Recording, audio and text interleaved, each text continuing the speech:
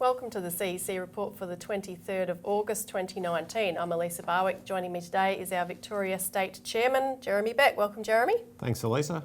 And on today's show, we have from cash ban to monetary regime change, desperate measures signal imminent crash, and what's behind the insane green rebellion. Now, before we start today, I just want to mention the fact that this week our government made an announcement that they will be sending an Australian contingent to join the Persian Gulf Maritime Force that the United States has been pushing for, along with Britain and others. So that'll be 187 troops, a warship and surveillance aircraft. And we'll have more to say about it at a future point. We'll be putting out a media release. But we just wanted to make the point that this is playing into the provocation for war.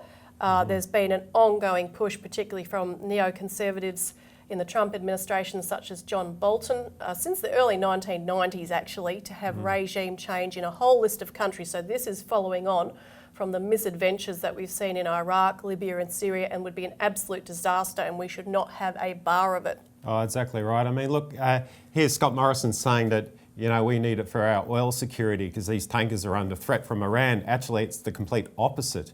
You know, we've gutted our refineries in Australia. Whereas back in the 1990s, we used to produce nearly all of our oil and petrol and refine it all. And now most of our fuel and oil is imported. It's insane. That's nothing to do with our oil security. This is going to make it insecure and threaten a war, which is going to drive petrol prices through the roof. Yeah.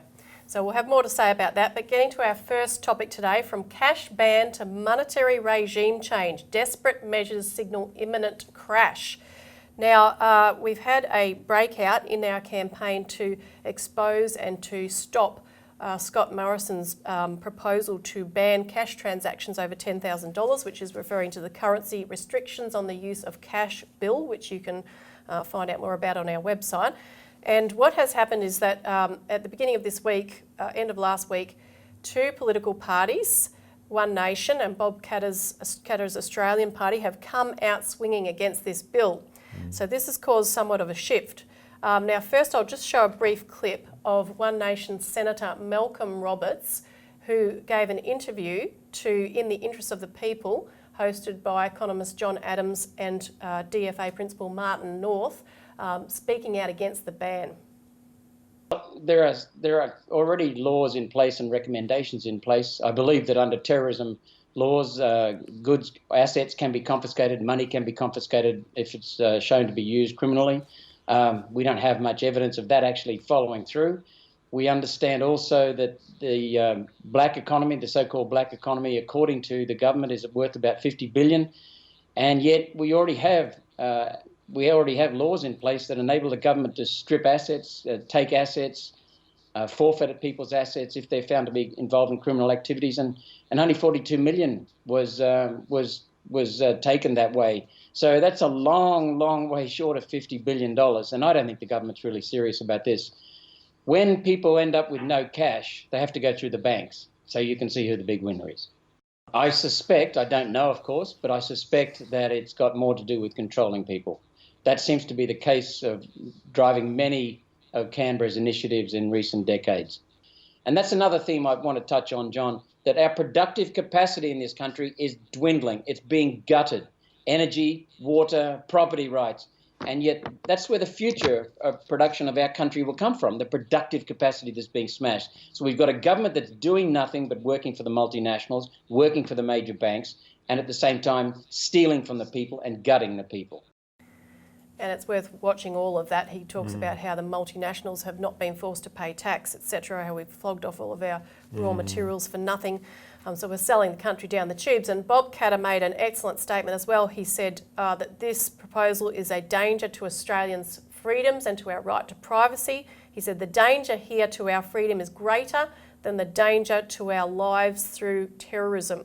Now, if you think that's extreme, well, it is, but it's absolutely spot on. And we'll cover that more in the course of the show.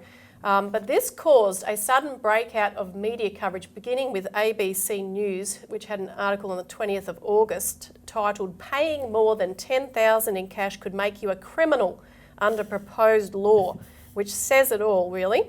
And they cited various groups opposed to it, including CPA Australia, the Australian Chamber of Commerce and Industry, and even the IPA, who called it Orwellian. And since then, we've seen coverage coming out of the UK Daily Mail, news.com.au, the Australian Financial Review, Courier Mail, Sky News, 2GB Radio, and the New Daily. We'll put some of these up on the screen. The Newcastle Herald had covered it earlier, and it's popping up on a whole host of other websites that are picking up on it as well. And the tone of these articles was actually very serious, not cynical at all, unlike when we opposed the bail-in legislation. And there was an ABC News radio poll on the cash ban that registered 97% opposition with over 4,000 people voting. And this also sparked interviews with economist John Adams on ABC News National, ABC Radio in Perth and Adelaide, and ABC News 24 TV. And Channel 10 Daily, the website, interviewed him yesterday, but we'll roll the clip of part of what he said on ABC News 24. Australians could face 2-year jail sentences and fines of up to $25,000 under proposed laws that limit the use of some cash transactions to $10,000. There are calls for the government to withdraw the proposal, which was announced in the budget, to fight the so-called black economy. John Adams, an independent economist, has come out against the change. I have characterised this on many occasions as the greatest attack on economic freedom and liberty in this country in the last 2 or 3 decades. I mean, this law is quite serious. I don't think in a free society government should have any role in telling people what to do with their own money, whether it's a cash transaction or a non-cash transaction. And so, having been a former Liberal advisor, having been an advisor to Arthur Sinodinos back in 2012-13, I have said to many Liberals in the government already that, the Liberal Party is supposed to stand up for individual liberty, and this is a complete antithesis of what they claim that they stand for and what Australia should be about. So the government has claimed that this proposal is about the black economy, and obviously they had the Black Economy Task Force that they established in 2016. This is where this $10,000 cash transaction ban comes from. Now, the government has not provided any evidence that this ban will actually work in terms of reducing the black economy.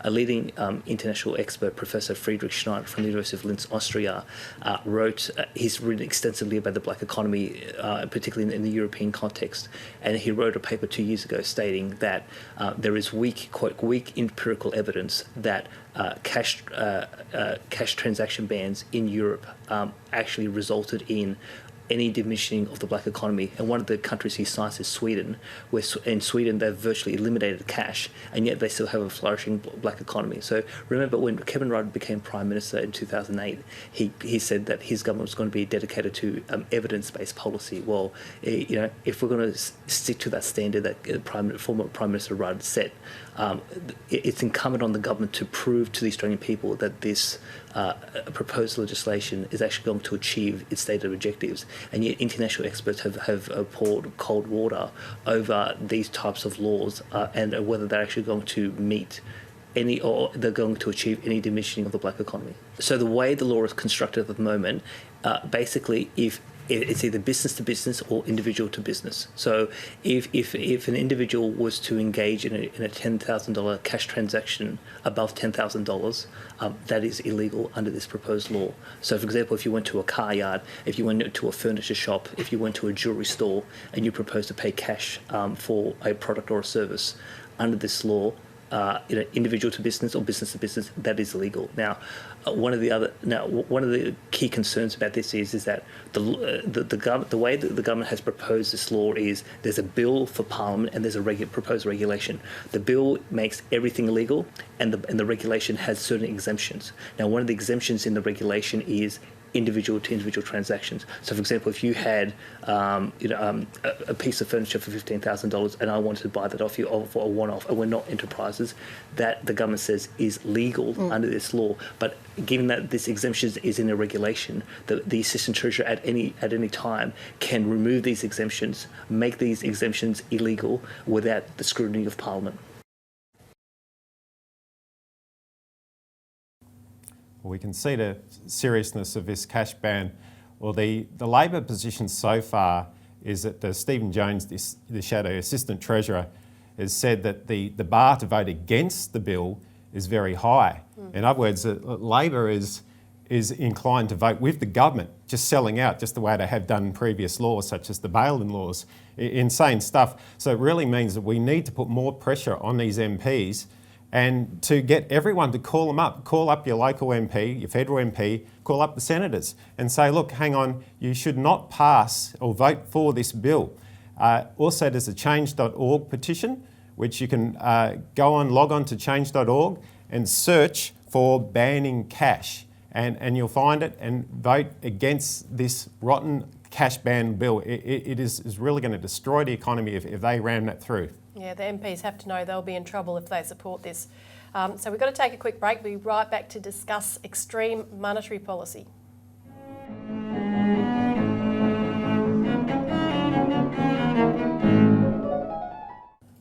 Welcome back to the CEC Report, where we're discussing how the extreme monetary measures that are being proposed betray the fact that there's a global crash worse than 2008 right around the corner. And one indication is the New Zealand Reserve Bank, which of course reduced their interest rates recently by 0.5%. And there's an article in this week's Australian Alert Service, and if you haven't already, you can call in for a complimentary copy to find out more of the background information that we put together every week, which is the basis for the show. And that goes through how the Reserve Bank of New Zealand's talking openly about going to negative interest rates, quantitative easing and helicopter money, and even talking about taxing cash holdings so that people are less likely to use cash and remain in the banking system to pay to keep their savings in the bank and so forth. In fact, worldwide, there's some $14 trillion of bonds at negative yields because of the surge of people trying to find safe investments. You've had Alan Greenspan, the former head of the US Fed, talking about the fact that there is no barrier, he said, even for US Treasury yields going below zero. And he literally said zero has no meaning beside being a certain level. You know, it's just a number. Warren Buffett has come out making statements about all his investments that he's being charged to hold, and he basically said, look, I'd keep it all under mattresses if I could find the right people to sleep on the mattress. So it's really a joke. It's insane. We need to have real solutions to this rather than all this nonsense. And another similarly nonsensical solution has been put forward by this massive hedge fund called BlackRock, and their proposal was aimed at the Jackson Hole meeting of central bank governors, including our own Philip Lowe, who meet this weekend in the US. And that paper, which was authored by, well, 3 of the 4 authors were central bankers, basically says, look, there's no monetary space left and fiscal policy won't be enough. Therefore, an unprecedented response is required, known as going direct, where the central bank puts money directly into the hands of both consumers and or the government to boost inflation. Now, this is basically what we've talked about on the show before, which is known as helicopter money, which came from Milton Friedman, and Ben Bernanke promoted it, where you just put out money for people to spend and hope to stimulate the economy. But what BlackRock is talking about is slightly different, because they're talking about central banks taking more control over fiscal policy. In other words, making the decisions about where the money goes through what they call a standing emergency fiscal facility. And they say this is because when you have governments do it, sometimes there's multi-levels of government. There's political problems of governments doing what might not be politically popular. There's also regulatory problems, so there's levels of regulation. Oh, don't let that get in the way. Deficit limits, etc. Now, Philip Hildebrand, the vice chairman of BlackRock, told Bloomberg TV, we're going to see a regime change in monetary policy that's as big a deal as the one we saw between pre-crisis and post-crisis, meaning the 2008 GFC, a blurring of fiscal and monetary activities and responsibilities. This is, as he put it, demanding a more formal and historically unusual coordination of monetary and fiscal policy to provide effective stimulus. And they would have a committee of experts that they put up to determine what to spend this money that's flooded from helicopters on. And it follows a Bank for International Settlements paper on how central banks should lend directly. So it's much like national banking, only in that paper, of course, the Bank for International Settlements would be in control. So they're talking about central banks taking upon themselves the powers and the authorities of government to decide matters that affect the entire popular or common interests of the people. Who votes for these central bankers? Exactly. Yeah. This is actually the very definition of fascism, where private powers are put above the power of government. And we talked about this in an earlier Australian Alert Service article called Central Bankers Are Buying Up the World, where the central banks are taking on to their books through quantitative easing such a mammoth mass of government debt that some people are asking the question, well, a Bank of England spokesperson actually asked, well, could politicians demand more of us, put more questions to us because we hold all this government debt? Well, in fact, it's the reverse. The central bankers are the ones that are holding the cards. They're the ones that are putting more demands, as we see in the bail-in laws coming from the Bank for International Settlements, onto what local governments around the world must do to save the banking system at a moment of crisis, and that is absolutely wrong. It's a similar phenomenon that we reported years ago in 2013 when JP Morgan Chase put out a report blasting southern rim nations in Europe for not allowing the fiscal and economic reforms demanded by the European Union because they had anti-fascist constitutions which protected the people and are too beholden to the people. They allow the right to protest. They have constitutional protections. You know, these are the sorts of things that Bob Katter was raising when he said that these kind of fascist laws are a greater threat than terrorism, because if you give away your freedoms, what have you got left? Yeah, that's fascism. You don't have any control at all. And you have poverty. You can see it now in the Western world where we've given up our sovereignty, central banks have taken over, and look at the gap between the rich and the poor. People are losing out big time. No, we can't afford this any longer. And getting rid of cash locks people into the negative interest rates, and it locks people into bail-in. And into a private banking system. It's not like we have a public alternative of a national banking or public banking system, which we should have and we've written legislation for. Now we have to stop again, but we're right back to talk about the green aspect of this exact phenomenon.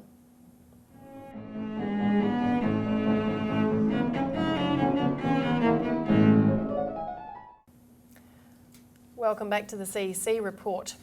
What's behind the insane green rebellion? So we were just talking about how central bankers want to be given the power to make the decisions on how to stimulate the economy because of the crisis. You know, they need to be given these powers because the crisis is that bad.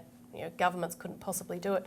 But one of the conceptions behind what the central banks are intending to do is the notion that growth is bad, and it comes from the green ideology. So central bankers would be supporting the sorts of projects aimed at reducing growth and winding back technology. And BlackRock has actually mapped out projects that indicate the climate change risk of certain investments and discourage investments in fossil fuels and things like that. And this is part of where what's being fostered is actually a green bubble. There's a group called the Network for Greening the Financial System, made up of central banks and regulators, and another group called the Green Finance Initiative, and these came out after the COP21 Paris Climate Accord conference in 2016. The Bank of England head, Mark Carney, is a key figure. He was also the head for a long time of the Financial Stability Board of the Bank for International Settlements, which brought you such great ideas as bail-in. And the Financial Stability Board actually set up the Green Finance Initiative. Of course, Carney is ex-Goldman Sachs, isn't he, Jeremy? For 13 years he worked for them, and they actually invented the first green bubble, which was carbon trading. Well, Goldman Sachs are behind on many, many bubbles. They have right. a history of it. Matt Taibbi in Rolling Stone magazine pointed that out very well. So what we have is Goldman Sachs creating bubbles, building them up, and then pulling the rug from out of everyone, leaving people high and dry. But this carbon bubble is the big one. But you have to look at where it comes from. Goldman Sachs is just one of the City of London Wall Street operatives behind the whole green movement. And if you look at where it came from, you go back to Prince Philip, Prince Bernard of the Netherlands, Julian Huxley. These are the people who founded the WWF. This is the Malthusian ideology, which means growth is bad. And what they're really doing is winding us back to the Stone Age. Yeah. That's how serious it is. That's what they need to do to be able to control the planet, especially as their financial mechanisms collapse. Dennis Meadows, who's one of the co-authors of The Limits to Growth, infamous book, recently talked about the rise. He said the rise of authoritarianism is unavoidable.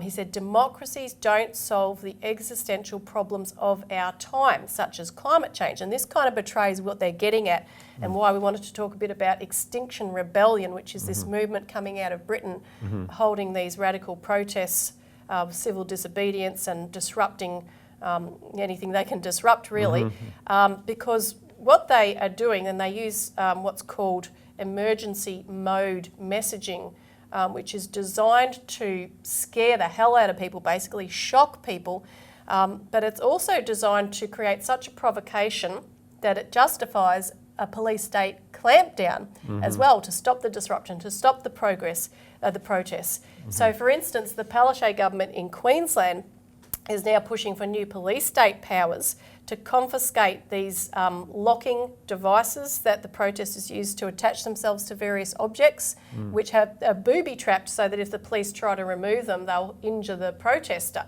So the police are trying to have the power to ban or confiscate those things. So it's, again, provoking more of a police state clampdown that we've been seeing across every aspect of our freedoms. But I want to talk a bit more about the founders of Extinction Rebellion, because two of the co-founders, Gail Bradbrook and Roger Hallam, just spoke at the 5th International Conference on Psychedelic Consciousness, which took place in London, sponsored by what's called Breaking Convention. And Gail Bradbrook, I want you to tell us a bit more about them, because she actually came out saying, I would support a mass civil disobedience where we take medicine to tell the state that they have absolutely no right to control our consciousness and to define our spiritual practice. But medicine here, Jeremy, is code word for drugs, isn't it? Yeah, for sure. I mean, she's an open proponent of psychedelic drugs, LSD, and apparently, she actually admitted that she founded Extinction Rebellion after she had some drug-induced experience. She's openly promoting it. And at this psychedelic conference in London, just last weekend, here she is encouraging all these young people to take drugs. It was on the 50th anniversary of Woodstock, and now they want some massive new group of millions of young people parading around the streets, shutting cities down in a drug-induced trance. To say that climate change is going to destroy our world, and it's a psychological warfare. It is. And Roger Hallam, the other co-founder, he was talking about the protests coming up in October that they're planning, and he said they'll be non-violent, but he said if the elite don't respond to non-violent action, then you know what is coming next. People other than XR will use violence. So he's saying other people will use violence, but he's basically saying bring it on.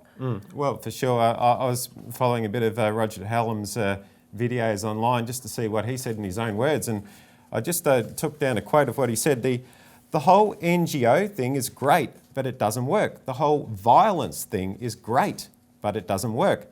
So we've got this thing that combines the best of both worlds. It's nice in so much as it's non-violent, but it's super disruptive, like violence. So really, that's what they want. They claim they're non-violent, but really they'll destroy the planet if people get sucked into this swindle. So call in for an alert service to find out more and join us next week.